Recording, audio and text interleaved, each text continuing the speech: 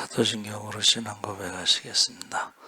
전능하사 천지를 만드신 하나님 아버지를 내가 믿사오며 그 외아들 우리 주 예수 그리스도를 믿사오니 이는 성령으로 잉태하사 동정녀 마리아에게 나시고 본디오 빌라도에게 고난을 받으사 십자가에 못 박혀 죽으시고 장사한 지 사흘 만에 죽은 자 가운데서 다시 살아나시며 하늘에 오르사 전능하신 하나님 우편에 앉아 계시다가 저희로서 산 자와 죽은 자를 심판하러 오시리라.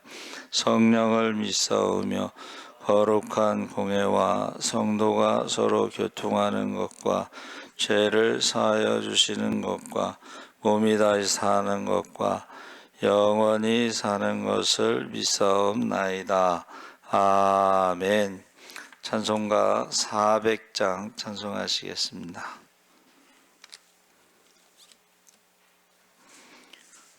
찬송가 400장 찬송하시겠습니다. 험한 시험물 속에서 나를 건져주시고 노한 풍랑 지나도록 나를 숨겨주소서. 주여 나를 돌보시사 호히 품어주시고 험한 풍파 지나도록 나를 숨겨주소서. 권세 능력 무한하사 모든 시험 이기고 풍랑까지 다스리는 주님 앞에 비오니 주여 나를 돌보시사 고이 품어주시고 험한 풍파 지나도록 나를 숨겨주소서. 죄악길에 빠진 이 몸 캄캄한데 헤매며 부르짖는 나의 애원 들으소서. 내 주여 주여 나를 돌보시사 고이 품어주시고 험한 풍파 지나도록 나를 숨겨주소서. 아멘. 하나님 말씀은 예레미야 애가 3장 1절에서 9절까지 말씀을 함께 읽겠습니다. 1146쪽에 있습니다.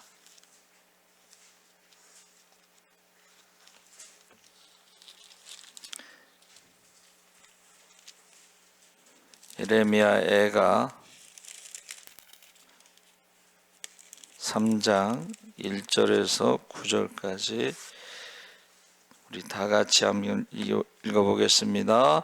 여호와의 분노의 매로 말미암아 고난 당한 자는 나로다.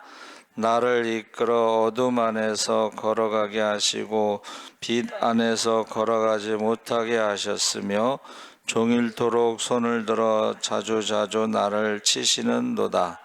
나의 살과 가족을 쇠하게 하시며 나의 뼈들을 꺾으셨고 고통과 수고를 쌓아 나를 애우셨으며 나를 어둠 속에 살게 하시기를 죽은 지 오랜 자 같게 하셨도다.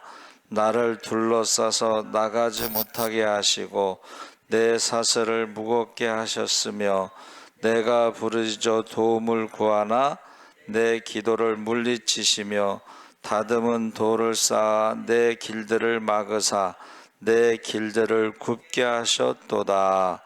아멘. 할렐루야. 좋은 아침입니다. 잘 오셨습니다. 오늘 우리가 읽은 말씀 제목을 분노의 매, 그 1절에 여호와의 분노의 매로 말미암아 고난당하는 자는 나로다 해서 9절까지 읽으면서 나라고 하는 게 계속 나오죠. 여기서 나가 바로 예레미야입니다. 근데 예레미야가 왜 이렇게 하나님이 고통을 주셨을까? 고난을 주셨을까? 우리가 읽은 말씀이 다 어둠 안에서 걸어가게 하시고 종일토록 손을 들어 자주자주 치시고 살과 가족을 쇠하게 하시고 뼈들을 꺾으시고 고통과 수고를 쌓아 나를 애우시고 이게 굉장히 고통에 대해서 지금 이야기하고 있죠.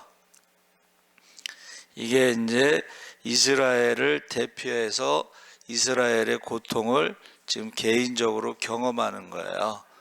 그래서 이스라엘 백성들이 하나님을 떠나 우상을 섬기면서 계속 고통을 당하고 이제 결국은 이제 바벨론 포로 잡혀가서 70년 동안 노예 생활을 하고 이런 것을 몸소 체험한 거예요. 이 분노의 매라고 하는 것이 이제 에브라라고 했는데 이 분노라고 하는 것이 왕성하게 달리다, 무엇인가 마음속을 뛰돌아다니다, 마음이 나뉘다, 또 힘을 다해서 일하는 여자와 같이 감정에 힘을 넣다, 이런 뜻으로 사용되고 있는데 제가 떠오르는 것이 이제 군대 귀신, 그 군대라는 것은 로마의 군단은 6천 명입니다. 그 군대 귀신, 우리가 흔히 세상에서는 이제 그것을 다중인격이라고 그래서 그 알고서 불렀는지 모르겠지만 그 세상의 노래 중에 내 속에 내가 너무도 많아. 그러니까 이게 머리가 좋은 사람들은요 생각이 복잡하다는 거예요. 근데 다중인격이라고 하는 것은 목소리가 바뀝니다. 그래서 제가 이제 귀신 들린 교사를 놓고 기도할 때에 목소리가 세 개가 나오더라고. 하나는 중 목소리가 나오고, 하나는 자살한 아버지 목소리가 나오고, 하나는 여자 아기 목소리가 나오는데 이게 다중인격이에요. 군대 귀신이 내 속에서 돌아다니면은 군대라고 하는 힘이 있다는 것인데 약한 영들이 그 힘이 있는데 내 속에서 돌아다닌다고 생각해 보세요. 얼마나 고통스럽겠어요. 그런데 여기서 우리가 극심한 고난 속에서 3장은 66절로 되어 있는데 그 고난에 대해서 예레미야가 50년 동안 회개하라고 외쳤습니다. 그랬을 때에 이스라엘 백성들이, 고향 사람들이 예레미야를 죽이려고 했어요. 쟤 때문에 우리 고향 망신시킨다. 그러니까는 예레미야의 50년 동안 그 고통당하는 것, 그 심판에 대한 예언은 무거운 짐이란 뜻이에요. 무거운 짐을 나홀로 지고 견디다 못해 쓰러질 때에 그 예레미야의 모든 고통, 고난을 이 3장의 66절에 다 요약이 되어 있다 하는 것을 알 수가 있습니다. 그래서 여기서 고난 속에서 피어나는 소망, 그래서 참혹한 현실, 여러분 예루살렘이 멸망할 때의 그 참혹한 현실, 굶어 죽고 전염병으로 죽고 칼에 죽고 그 참혹한 현실 속에서 어떻게 한다는 거예요? 고통을 호소하는데, 그 고통은 왜 고통이, 고난이, 이런 어려움이 나에게 있는가 하는 것을 정확하게 직시할 수가 있는데, 그것은 한번 따라해 보세요. 죄의 결과. 왜 인간이 죄와 사망의 저주 가운데, 마귀의 종 가운데 살아가는가? 그 죄의 결과라는 것을 지금 예레미야가 인정하는 거야. 지금 하나님을 떠나고 우상을 섬기는 것은 영적인 간음입니다. 거기에 대한 분노. 그런데 여러분, 이 하나님의 분노의 매라고 하는 것은 아직 희망이 있다는 것을 말하는 거예요. 왜냐하면은 회개할 수 있는 기회를 주신 것이니까. 그래서 지금 예레미야가 대표적인 그 고난을 딱 고백하면서 어떻게 해요? 회개를 했다는 거예요. 이거는 우리가 하나님을 떠나고 우상을 섬기고 영적인 간음을 했기 때문에 하나님이 우리를 죽이려고 때리는 게 아니라 회개하라고, 돌아오라고. 그래서 우리가 어려움이 있을 때에 구약에 하나님의 아들이라고 표현한 사람은 다윗밖에 없습니다. 근데 하나님께서 뭐라고 말씀하셨냐면, 내가 사람 막대기와 인생 채찍으로 너를 쳐서 징계해서 내가 돌아오게, 올바른 길로 가게 하겠다. 그래서 똑같이 죄를 짓지만은 사울은 회개하지 않지만 다윗은 회개하고 돌아오죠. 그래서 이 고난이 있다는 것은, 아직은 고난이, 징계가 없으면은 사생아라고 그랬거든. 하나님의 자녀가 아니야. 여러분, 고난이 있으면 우리가 하나님의 아들, 자녀라고 하는 그런 사랑이 아직 남아있기 때문에 때리는 거야. 그래서 우리가 아주 무관심한 사람, 그냥 버린 사람들은 무슨 짓을 해도 그냥 내버려 두죠. 그래서 그 분노라고 하는 것이 그 군대 귀신이 돌아다니는 것처럼 그런 힘든 상황에서 하나님께서 어떻게 해요? 우리에게 기회를 주신 것이다. 하나님의 자녀. 그래서 여러분, 세상의 모든 종교에는 하나님을 아버지라고 부르는 종교가 없습니다. 그런데 기독교만 영접하는 자 곧 그 이름을 믿는 자들에게 하나님의 자녀가 되는 권세를 주신 줄 믿습니다. 그 권세라고 하는 것이 우리가 회개할 때 받는 거야. 회개할 때 성령 충만한 거야. 회개할 때 기도가 끝나기 전에 응답받고, 회개할 때에 먼저 그의 나라와 그 일을 구할 때 구하지 않아도 주시는 거예요. 할렐루야.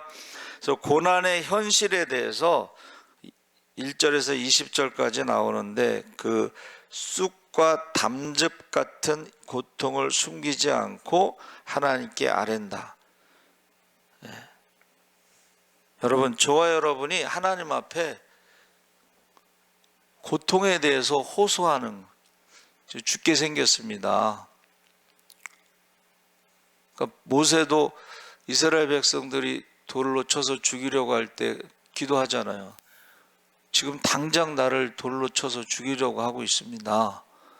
그러니까 모세가 기도할 때, 홍해 앞에서 기도할 때 그냥 평소처럼 기도했을까요? 아니면 죽느냐 사느냐 목숨 걸고 기도하겠어요? 그냥 기도하는 거하고 죽느냐 사느냐 목숨 걸고 기도하는 것은 전혀 다릅니다. 그렇죠? 근데 모세의 생명만 달려있는 게 아니고 거기서 하나님이 홍해 가운데 길을 만들지 않으면, 애굽 군사들을 막지 않으시면 모세만 죽는 게 아니고 다 죽는 거잖아요. 그러니까 우리가 목숨 걸고 기도한다는 것은 나만 살려고 기도하는 게 아니고 나에게 속해 있는 나의 자녀들, 이제 100세 시대 4대까지 있잖아. 4대까지. 예? 우리 교회도 지금 4대까지 있는 권사님이 있잖아요. 그렇죠? 조금 있으면 또 4대가 될 권사님도 계시고, 나만 살고 나만 죽고 하는 문제가 아니고 나에게 속해 있는 모든 사람들의 생명이 그 기도에 달려 있다는 거예요. 그래서 목숨 걸고 기도하는 거예요. 할렐루야. 그래서 그 고난 현실을, 쑥과 담즙 같은 고통을 하나님께 기도했다는 거예요. 가장 어려운 순간에 기도할 수 있었다는 거예요. 그래서 우리가 이 어려움에 처했을 때에 우리 감정을 감추기보다는 하나님 앞에 그 모든 어려움에 대해서 정말 죄를 인정하면서, 이 죄 때문에, 욕심 때문에, 내 생각 때문에 이런 일이 일어났습니다 하고 하나님 앞에 회개하는 것이, 한번 따라해 보세요. 회복의 첫걸음이다. 그게 이제 40절 나오는 말씀이에요. 그러면서 21절에 이것을 내가 내 마음에 담아 두었더니 그것이 오히려 나의 소망이 되었사옴은, 이것이라고 하는 것이 그 다음에 하나님의 인자와 긍휼에 대한 기억. 여러분, 저와 여러분이 기도하는 것이 뭐냐면, 과거에 기도하고 응답받았을 때에 하나님의 사랑과 능력과 축복을 경험한 그 기억이 있어야 된다는 거예요. 할렐루야. 우리가 기도할 때에 과거에 하나님에 대한 기억이 있어야 된다는 거예요. 자, 모세가 기도할 때에 애굽에서 나올 때 10가지 재앙을 잊을 수가 없겠죠. 홍해를 건넌 것을 잊을 수가 없겠죠. 그리고 모세가 노래를 불렀잖아. 모세의 노래. 그렇죠? 그러면 광야 40년 동안 어떤 문제가 있을지라도 홍해보다 더 큰 기적은 없습니다. 할렐루야. 200만 명이 동시에 건너고 애굽의 군사들로부터 지켜주었다는 그 기억은 광야 40년 동안 그 어떠한 어려움을 만나더라도 기도할 수 있다는 거야. 할렐루야. 그러니까 우리가 인생에 있어서요, 바닥을 치잖아요. 그러면 다른 게 무섭지 않아. 아, 그때도 있었는데, 그렇죠? 아, 우리도 새벽 기도에 3분 나오실 때가 있었는데, 그때도 있었는데, 뭐 지금은 뭐 얼마든지 더 많은 기도의 사람들이 있는데 하고, 그 기억이 있어야 된다는 기억. 저와 여러분이 응답받은 것을 잊지 말고 어떻게 해요? 야, 그때도 하나님이 응답해 주셨는데. 할렐루야. 그래서 이것이라고 하는 것이 바로 내 마음에 담아두었더니, 하나님에 대한 기억을 담아두었더니 그것이, 한번 따라해 보세요. 나의 소망. 나의 소망이 되었다는 거예요. 하나님은 더 큰 일을 행하실 수 있습니다. 그래서 지금 고난 가운데, 지금 말로 다 할 수 없는 고난이에요. 이거는 지금 뼈가 뭐 부서지는 고난, 뭐 이런 표현을 썼는데, 여기서 어떻게 소망을 갖게 됐는가? 바로 하나님에 대한, 하나님의 성품에 대한, 우리 전능하신 하나님, 좋으신 하나님, 임마누엘의 하나님. 그래서 한국 사람들이 제일 좋아하는 찬송가가 301장인 거 아시죠? 지금까지 지내온 것 주의 크신 은혜라. 지금까지 지나온 것을 보니까 하나님의 크신 은혜 가운데 살아왔다. 그것을 가지고 기도하는 것입니다. 그래서 바로 하나님의 성품, 사랑, 십자가의 사랑, 십자가의 은혜, 이것을 놓고 우리가 기도하면 그게 바로 우리의 소망이 되는 줄 믿습니다. 아멘. 그래서 저와 여러분이 22절, 23절에 하나님의 무궁한 긍휼과 신실하심, 신실하심이라는 것은 하나님이 말씀하신 것은 반드시 지키신다는 거예요. 그러니까 아브라함에게 오늘 말씀 아침에 이제 제가 매일 다이어리 넘기는 게 거기 있는데, 동서남북을 돌아보라. 너와 내 자손에게 주리라. 할렐루야. 아브라함이 믿음으로 그가 의롭다함을 얻었다. 의롭다함은 칭의. 의롭다는 것은 하나님의 백성이란 뜻이에요. 거룩한 백성. 할렐루야. 하나님의 말씀을 믿으시기 바랍니다. 그래서 우리가 진멸되지 않은 이유가 뭐냐면 하나님의 인자하심이다, 긍휼하심이다. 근데 그 인자하심과 긍휼하심이 무궁하시다, 영원하시다. 할렐루야. 그래서 이것이 아침마다 새로우니, 하나님의 말씀, 약속이 아침마다 새로우니 주의 성실하심이 크시도소이다. 하나님의 특징이 뭐냐면 성실하시다는 거예요. 쉬지 않고 일하시는 하나님. 모든 사람이 믿음으로 구원받기를 원하시면서 쉬지 않고 일하시는 하나님. 할렐루야.